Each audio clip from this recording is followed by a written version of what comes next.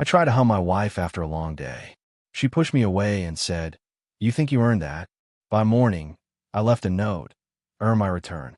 What I discovered next, about her, her sister, and the man she'd been seeing for 10 years, made me question everything, including my own son.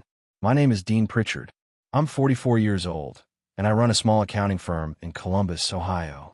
For 17 years, I thought I had built something solid. A beautiful home, a successful business, 2 kids I would die for, and a wife who I believed loved me back. I was wrong about that last part. That Tuesday started normally enough. I came home exhausted from tax season preparations, shoulders tight from hunching over spreadsheets all day. Nadine stood at the kitchen counter, her back to me, that familiar floral robe wrapped around her. Shane, our 16-year-old, was upstairs doing homework. Haley, 13, had already gone to bed. I walked up behind Nadine and reached out to hug her. Nothing dramatic, just the kind of embrace a husband gives his wife after a long day. But the moment my arms touched her shoulders, she recoiled. She actually stepped away from me like I carried some disease. "What do you think you're doing?" Nadine's voice was ice cold. "I was trying to hug my wife," I said, confused. "Is that a crime now?" She turned to face me, and what I saw in her eyes wasn't anger. It was something worse. It was contempt. "You think you earned that?" she asked. "You come home, barely talk to me, buried in your numbers all day, and you think a hug makes everything fine?" I stood frozen. 17 years of marriage, and she looked at me like I was a stranger asking for spare change. "Nadine, what's going on with you?" "Nothing's going on with me, Dean. Maybe something's finally going right." She walked past me without another word, taking her tea upstairs. I stood in that kitchen for 20 minutes, replaying every moment, wondering when my wife had become someone I didn't recognize. I didn't sleep that night. Instead, I sat in my home office, staring at our wedding photo on the shelf. By 4 in the morning, I had made my decision. I packed one bag with essentials and wrote a note on the kitchen counter where she'd find it with her morning coffee. For words, earn my return. Dean. I left before sunrise, before the kids woke up, before I could second-guess myself. I didn't know where I was going. I just knew I couldn't stay in a house where my own wife flinched at my touch. I drove for 3 hours without stopping. The sun came up somewhere around Zanesville, painting the highway in shades of orange I would have appreciated on any other day. But that morning, all I could see was Nadine's face, that look of pure disgust when I tried to hold her. I found a motel outside of Cambridge, one of those places where nobody asks questions and the coffee tastes like yesterday's regrets. The room smelled like cigarette smoke and pine air freshener, but it had a bed and a lock on the door. That was enough. For the first few hours, I just sat there. No television, no phone calls, just silence and the hum of the ancient heating unit. My mind kept replaying the last year, searching for clues I might have missed. The late nights Nadine claimed she spent with her sister Denise. The business trips that seemed to multiply. The way she started sleeping with her phone under her pillow. Around noon, I finally turned on my phone. 14 missed calls. 8 from Nadine, 4 from Shane, 2 from my brother Stuart. I ignored them all and opened our family phone plan account instead. What I found made my stomach turn. One number appeared over and over in Nadine's call history. Always after 10 at night. Always when I was asleep or traveling for client meetings. The calls lasted anywhere from 45 minutes to 2 hours. This wasn't a friend catching up. This was something else entirely. I didn't recognize the number, but the area code was local. Whoever this person was, they lived close enough to be dangerous. My hands trembled as I scrolled through 3 months of records. The pattern was meticulous. They never called during family dinners. Never on weekends when I was home all day. Whoever Nadine was talking to, they knew my schedule. They were careful, calculated. I wrote down the number on a motel notepad and stared at it for a long time. Part of me wanted to call it right then, demand answers, hear the voice of the man who might be destroying my marriage. But I wasn't ready for that conversation. Not yet. Instead, I called my brother Stuart. "Dean, where the heck are you?" Stuart's voice was tense. Nadine called me crying, said you left in the middle of the night. Shane's worried sick. "I'm fine," I said. "I just needed some space." Space from what? What happened? I told him about the kitchen, about the hug, about the words that felt like a slap across my face. Stuart listened without interrupting, which wasn't like him at all. When I finished, he was quiet for a moment. Then he said something that stopped my heart. Dean, I wasn't going to say anything, but maybe now's the time. Last month, I saw Nadine at that Italian place on Fifth Street. She wasn't alone. Some guy in a suit. I figured it was a client meeting or something, but they were sitting pretty close. Did you see his face? Tall guy, maybe mid-40s. Gray at the temples. Looked like money. I thanked Stuart and hung up. My wife wasn't just cold. She wasn't just distant. She was living a double life, and everyone seemed to know except me. I looked at that phone number again. Tomorrow, I would find out exactly who had stolen my wife's heart. Tonight, I would plan. The next morning, I woke up with a purpose. No more sitting in motel rooms, feeling sorry for myself. I needed answers, and there was only one way to get them. I drove back toward Columbus, but didn't go home. Instead, I parked outside a private investigation office I'd found online the night before. The building was unremarkable, sandwiched between a dry cleaner and a sandwich shop. Inside, a man named Vince DeLuca sat behind a cluttered desk, looking exactly like you'd expect a former cop to look. Tired eyes, thick hands, and a wedding ring tan line on his finger. Divorce cases are my bread and butter, Vince said after I explained the situation. Give me that phone number in a week. I'll tell you everything about this guy, including his shoe size. I handed over the number and a photo of Nadine from my wallet. Vince studied it for a moment, then nodded. Pretty woman. They usually are in these cases. I'll be in touch. While Vince worked his magic, I checked into a different motel closer to the city. I couldn't stay away forever. Shane and Haley needed to know their father hadn't abandoned them. But I wasn't ready to face Nadine. Not until I knew exactly what I was dealing with. That evening, I met my friend Terrence at a bar near his office. We'd known each other since college, back when life was simple and the future seemed limitless. He was the only person besides Stuart I could trust with this. You look terrible, Terrence said, sliding a beer across the table. Feel worse than I look, I replied. I told him everything. The rejection in the kitchen, the phone records, Stuart's sighting at the restaurant. Terrence listened without interruption, his expression growing darker with each detail. Dean, I need to tell you something, he said when I finished. I wasn't sure if it meant anything, but now I think it does. About 2 months ago, I ran into Nadine at that charity gala downtown. The one for the children's hospital. You were supposed to go, remember? But you had that emergency with the Patterson account. I remember. What about it? She was there with some guy. Introduced him as a colleague from her sister's company. But the way they moved together, the way he touched the small of her back when they walked, that wasn't professional, Dean. I convinced myself I was reading too much into it. What did he look like? Tall, good-looking in that polished corporate way. Gray hair, expensive suit. Drove a silver Lexus. My hands tightened around my beer glass. This matched Stuart's description perfectly. The same man, appearing at multiple events with my wife while I worked late to provide for our family. Did you catch his name? Terrence frowned, trying to remember. Douglas something. I think she said Douglas. Douglas. Now the ghost had a name. I thanked Terrence and drove back to my motel, my mind racing. This wasn't a recent affair. This was something that had been building for months, maybe longer, right under my nose. They had been careful, choosing events where I wouldn't be present, constructing alibis that would never raise suspicion. But careful people make mistakes. Everyone does eventually. And with Vince digging into that phone number, and now a first name to work with, those mistakes were about to surface. I sat on the edge of my bed and pulled out my phone. Shane had texted me 3 times, asking where I was and if I was okay. My son, the boy I'd raised for 16 years, worried about his father. I typed back a simple message. I'm safe. I love you. I'll explain everything soon. Whatever happened next, my children would know the truth. They deserve that much. Vince called me 4 days later. His voice was flat, professional, but I could hear something underneath it. Sympathy, maybe, or just the weariness of a man who delivered bad news too many times. Got your information, he said. You're going to want to sit down for this. I was already sitting in my motel room, but I gripped the edge of the mattress anyway. The number belongs to a prepaid phone, but I traced the purchase to a credit card. The car belongs to a man named Douglas Kemp, 46 years old, partner at Kemp and Harrington Law Firm downtown. Specializes in corporate mergers and acquisitions. Divorced twice, no kids. Net worth somewhere north of $4 million. Douglas Kemp, a name I'd heard before, but couldn't quite place.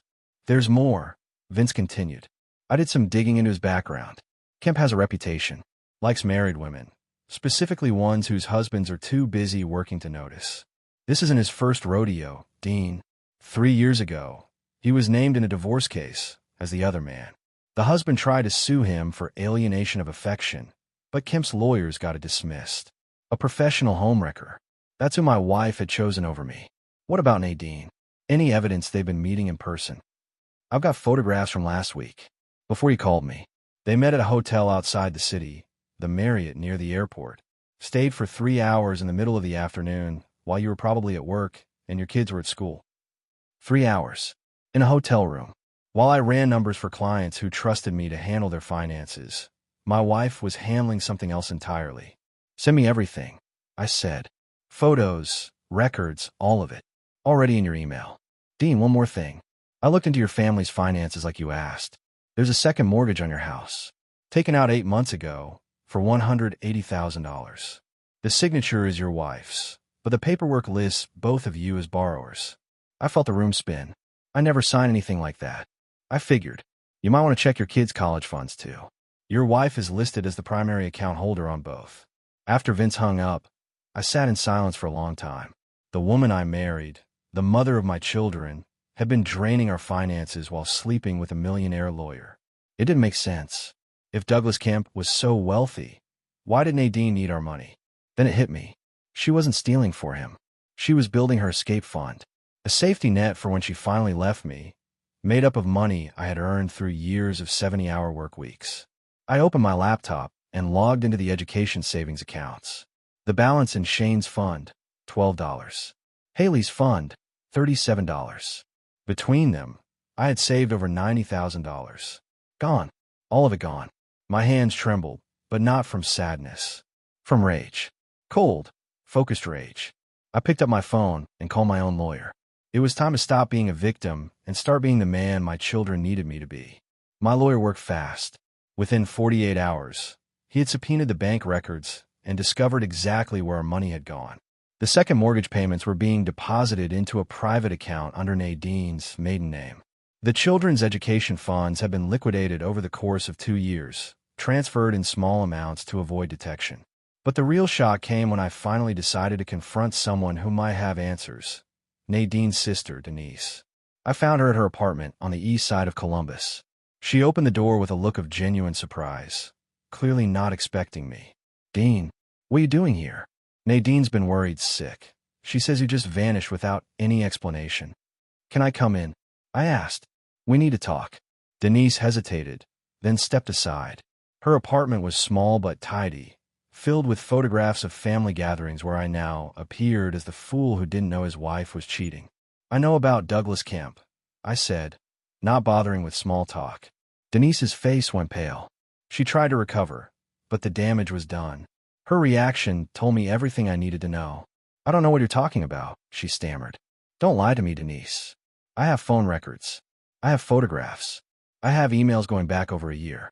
What I want to know is how long you've been covering for her. Denise sank on her couch, her hands trembling. For a long moment, she didn't speak. When she finally looked up, her eyes were wet with tears. 10 years, she whispered. The words hit me like a freight train. 10 years. Not months. Not a year or two. A decade. What did you just say? They've been seeing each other for 10 years, Dean. On and off at first, then more regularly after Haley was born. I told her stop. I begged her to end it. But she said Douglas made her feel alive in a way you never could. I stood frozen, trying to process the magnitude of this betrayal. Shane was 16. If this affair had been going on for 10 years, that meant it started when he was only 6 years old. When Haley was just 3. Did she ever mention anything about Shane? I asked, my voice barely above a whisper. Denise looked away, and that small gesture answered my question before she spoke. Dean, I think you should ask Nadine about that directly. Tell me, Denise. I deserve to know. She closed her eyes. About 5 years ago, Nadine got drunk at my birthday party. She told me something she made me swear never to repeat. She said Shane might not be yours. She was seeing Douglas before you two got married. There was some overlap. The room started spinning. My son, the boy I had coached in Little League, helped with homework, taught to drive. The boy who had my last name and call me Dad. He might not be mine. Did she ever confirm it? Did she do a test? She refused. She said she didn't want to know. She said it didn't matter because you were raising him anyway. I walked out of Denise's apartment without another word. My legs carried me to my car, but I couldn't drive. I just sat there, hands on the steering wheel, staring at nothing. 10 years. My wife had been living a double life for 10 years.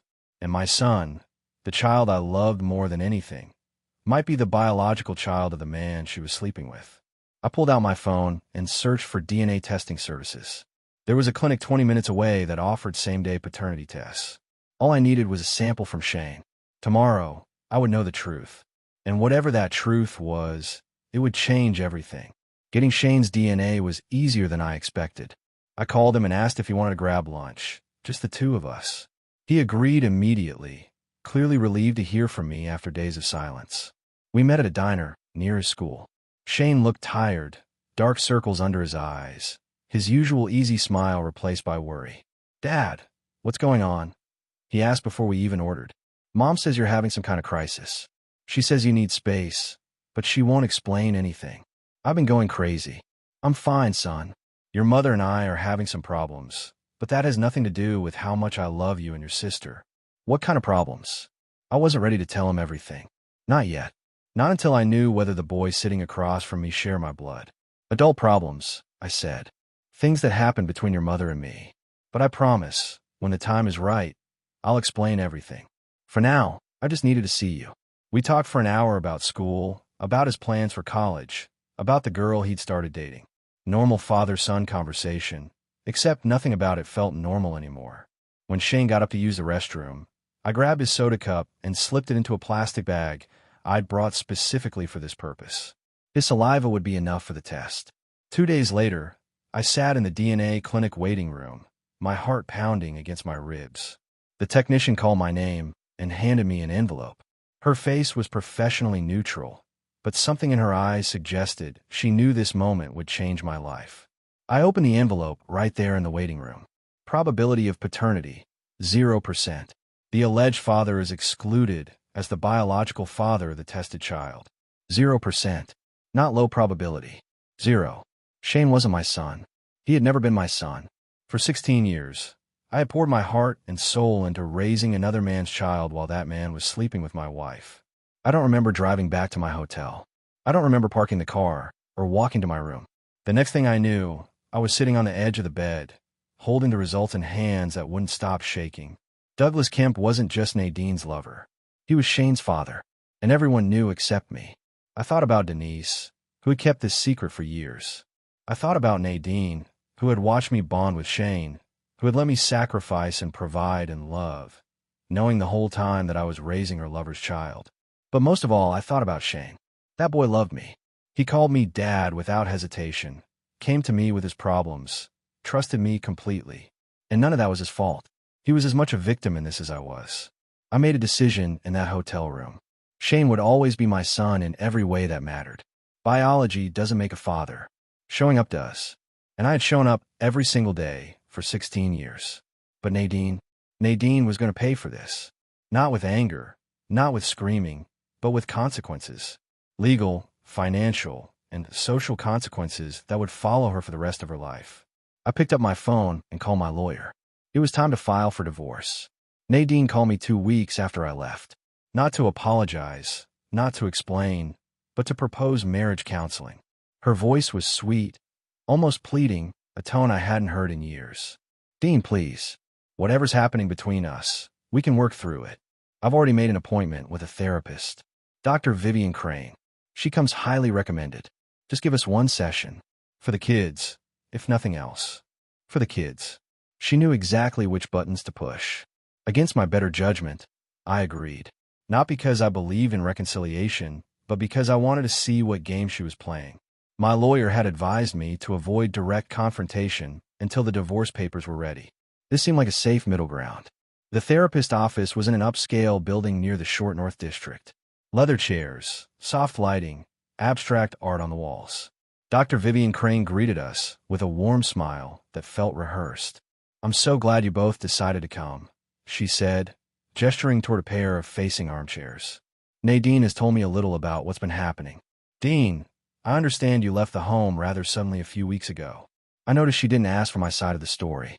She already had Nadine's version and seemed satisfied with it. I left because my wife made it clear she didn't want me there, I said calmly. Dr. Crane nodded sympathetically, but her eyes stayed on me with an intensity that felt more like evaluation than understanding. Nadine mentioned that you've been under a lot of stress at work, that you've become emotionally distant over the past year. Would you say that's accurate? I looked at Nadine, who sat with her hands folded, the picture of wounded innocence. No, I said. I would say that's a convenient story that ignores several important facts, such as the fact that my wife has been having an affair for the past 10 years with a man named Douglas Kemp, such as the fact that she's stolen nearly $200,000 from our family through a fraudulent second mortgage and by emptying our children's college funds, such as the fact that our son Shane may not be biologically mine. The room went silent. Nadine's face drained of color. Dr. Crane's professional composure slipped for just a moment before she recovered. Those are very serious allegations, Dean, the therapist said carefully. Nadine, would you like to respond? Nadine's eyes darted between me and Dr. Crane. I could see her calculating, trying to figure out how much I actually knew. He's having some kind of breakdown, Nadine said finally. This is exactly what I was worried about. He's become paranoid, delusional. He needs help, Vivian. Vivian. Not Dr. Crane. First name basis. And suddenly I understood. This wasn't therapy. This was a setup. Dr. Vivian Crane wasn't a neutral counselor. She was Nadine's friend, probably recruited to document my supposed mental instability for the divorce proceedings. I stood up slowly, buttoning my jacket. I think we're done here, I said. Dean, please sit down, Dr. Crane urged. Running away from difficult conversations won't solve anything. I'm not running away. I'm recognizing a trap when I see one. Dr. Crane, how long have you known my wife? Before today, I mean. The therapist's hesitation told me everything. I don't see how that's relevant to our session. It's relevant because this isn't a session. It's an ambush. You were supposed to diagnose me with something, weren't you? Depression, paranoia, maybe a personality disorder. Something Nadine could use in court to paint me as unstable.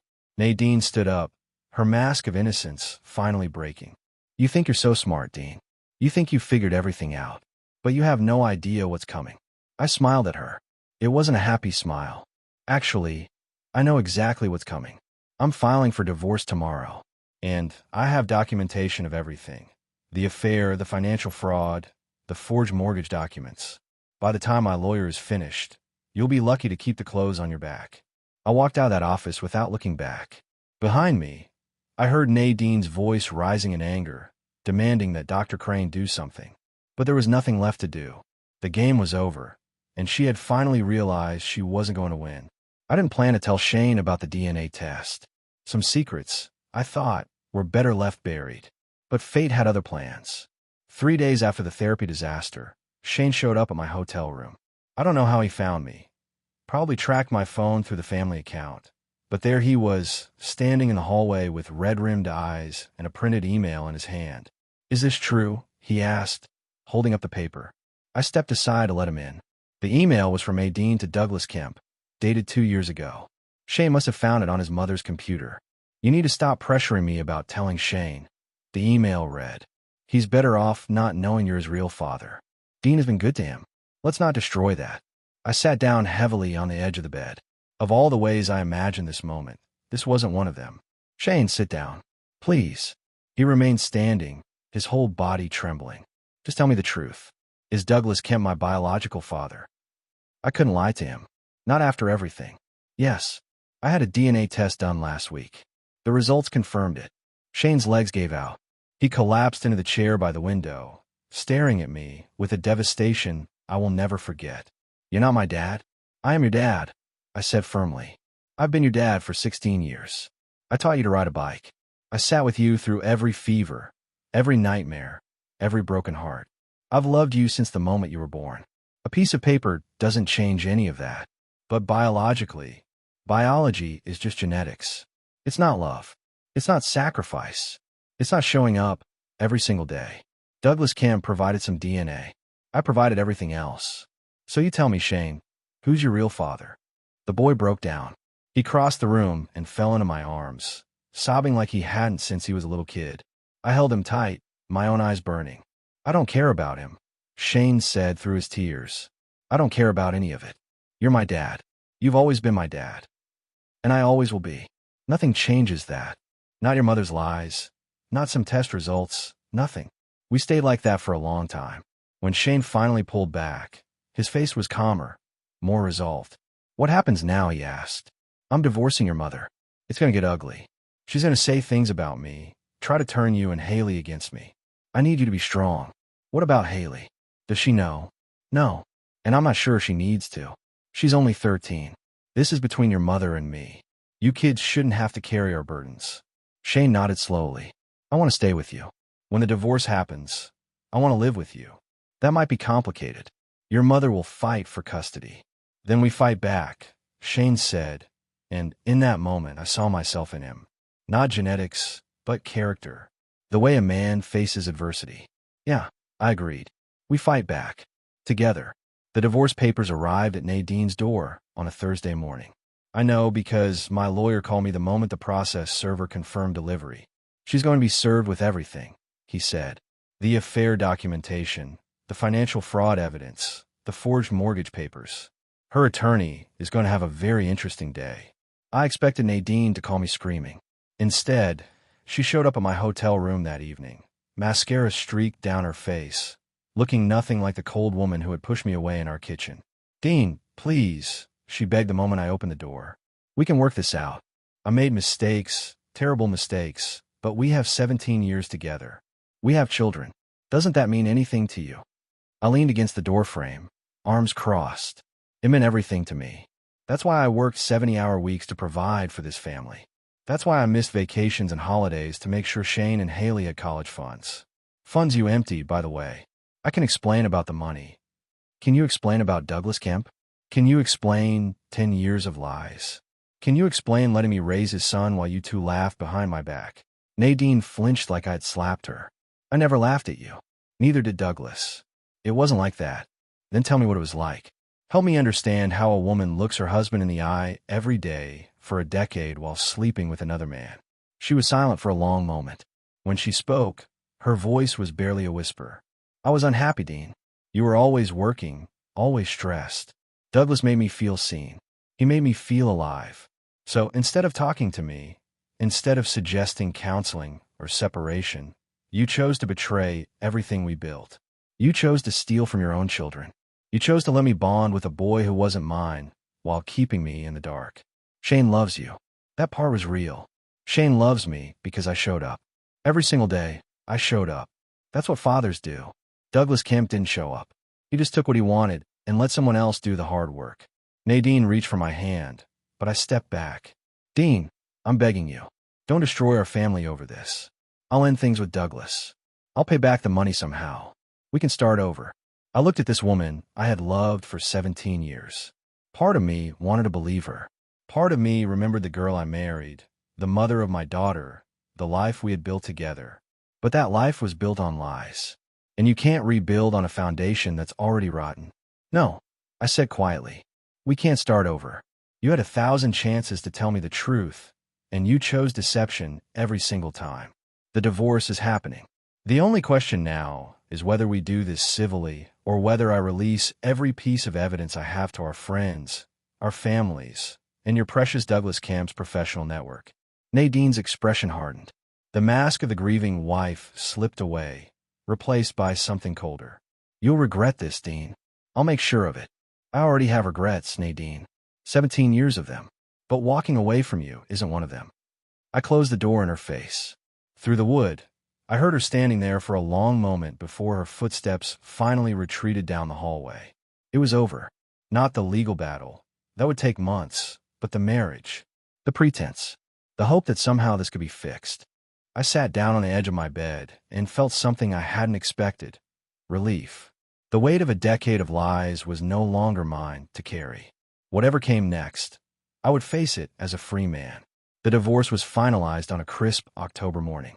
Judge Harrison reviewed the evidence, listened to both attorneys, and made his ruling. I received the house, primary custody of Haley, in joint custody of Shane. Nadine was ordered to repay the stolen education funds from her share of the marital assets, which left her with almost nothing. Douglas Kemp didn't fare much better. When his law firm learned about the forged mortgage documents, evidence my lawyer strategically shared with their ethics board, they launched an internal investigation. He wasn't disbarred, but he was forced into early retirement. His reputation in Columbus legal circles was destroyed. Nadine moved in with her sister Denise. Last I heard, Douglas had ended their relationship. Apparently, the affair was only exciting when it was secret. Once everything came into the light, he discovered he didn't actually want to build a life with my ex-wife. He just wanted the thrill of taking something that belonged to someone else. Shane graduated high school that spring with honors.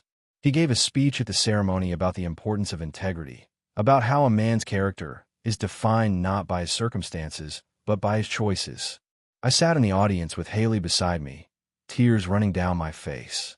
After the ceremony, Shane found me in the crowd. "Thanks, Dad," he said, hugging me tight. "For everything. For staying. For fighting. For being my father even when you didn't have to be." "I always had to be," I replied. "That was never a choice. That was just love." Haley adjusted better than I expected. She was angry at her mother for a while, confused about why our family had broken apart. But kids are resilient, and with time and patience, she came to understand that some relationships can't be saved, no matter how much we might want them to be. I started dating again about 5 months after the divorce. Nothing serious at first, just coffee with a woman named Rebecca who I met through my accountant's wife. She was divorced too, with a teenage son of her own. We understood each other's wounds in a way that felt comfortable rather than forced. One evening, sitting on my back porch watching the sun set over the yard I had almost lost, I thought about that night in the kitchen. The night Nadine pushed me away and asked if I thought I had earned her affection. The truth was, I had spent 17 years earning things that should have been freely given. Love shouldn't require payment. Respect shouldn't be a transaction. A marriage shouldn't be a ledger of debts and credits. I had written "earn my return" on that note because I was angry and hurt. But looking back, I realized that wasn't really what I wanted. I didn't want Nadine to earn anything. I wanted her to love me the way I had loved her, unconditionally, completely, without keeping score. She couldn't do that. Maybe she never could. But somewhere out there, someone would. And in the meantime, I had my children, my integrity, and a future that belonged entirely to me. That was enough. That was more than enough.